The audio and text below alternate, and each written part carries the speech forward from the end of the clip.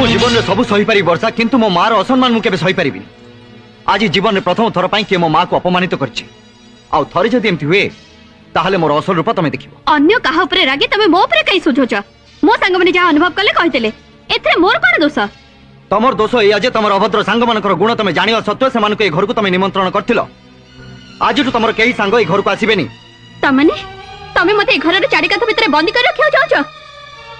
मु तुमको बाहाबी बोली जिद्दी करथिली किंतु ए कथा जान नथली जे तमे मोर स्वाधीनता भी छोड़ी दबो मते ए घरे बंदी कर रखिबो। आज तमे मो सांग मानकु आसे को मना करछ। काली कहबो मो कार रे न जाई बस रे फैक्ट्री को जिबी ताले साई लोक तो मार को खुंटा देबे। एते केते लोक को मु तमे बंद करबो। आज जदि मु धनी हेली सेते मोर कोन दोष? जदि तमे गरीब हला सेते मोर कोन दोष? मारो मते आज भले दिन तो मो ऊपर को हाथ उठेलो एबे रहि गेलो काई की? मारो मारो मते मारो।